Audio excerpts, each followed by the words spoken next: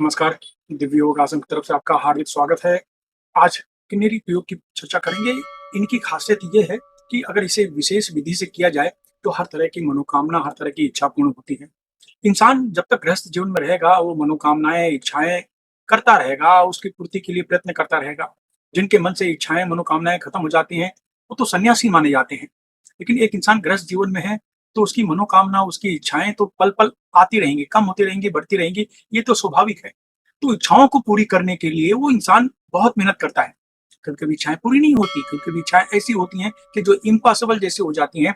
तो आज का प्रयोग ये है कि ऐसी इच्छा जो अधूरी है, ऐसी इच्छा जो अतृप्त है, ऐसी इच्छा जिसको पूर्ण करने के लिए आपने बहुत मेहनत की, लेकिन वो इच्छा पूर्ण नहीं हो रही है, तो ये प्रयोग आपको मदद करता है, किन्नरी प्रयोग।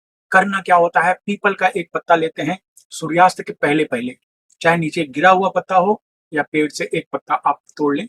पत्ता लाकर अपने घर में उसको पानी कच्चे दूध पानी से आप धो लीजिए और धोने के बाद उसको अपने सामने रखें। हल्दी का पेस्ट उसमें लगाइए, हल्दी में थोड़ा पानी डालकर उसको पेस्ट बना दें और उस पीपल के पत्ते पे रखिए और उसको अपने सामने रखिए। बुधवार को सूर्यास्त के बाद दक्षिण दिशा की तरफ मुँह करके आपको बैठना है और उस पत्ते को पर हल्दी का पेस्ट लगाने के बाद गुरु की उँगली से, ये गुरु की उँगली है, इस पर गम बीज मंत्र लगा दें। गम गम भगवान गणेश का बीज मंत्र होता है। गम बीज मंत्र ऐसे लगा दें और लगाने के बाद पत्ते को सामने रखें और घी का दीपक जलाएँ और इसके बाद दंत मुद्रा लगाएँ। ये देखिए ये दंत मुद्रा, तो आपने समझो दंत मुद्रा लगाया, आगे सिर पे ध्यान दिया, 10 बार आपने प्राणायाम किया, जितनी देर तक हो सके रोक के रखें, फिर धीरे से छोड़ें। ऐसे 10 बार आप प्राणायाम करें। 10 बार प्राणायाम करने के बाद ओम ह्रीं किन्नेश्वरी क्लीं गम नमः, ओम ह्रीं किन्नरेश्वरी क्लीं गम नमः, ओम ह्रीं किन्नरेश्वरी क्लीं गम नमः, ओम ह्रीं किन्नरेश्वरी क्लीं गम नमः, ये मंत्र का जाप लगातार आपको करते रहना है। सूर्यास्त के बाद दक्षिण दिशा की तरफ मुँह करके, बस। और ये 11 दिन का प्रयोग माना जाता है। 12वें दिन किसी को फल या भोजन आप दान कर दें, पैसे दान करने से बचें। इससे खास ये बात होती है कि आप इसके बाद ही एक अचानक महसूस करेंगे कुछ बदलाव आ गया है।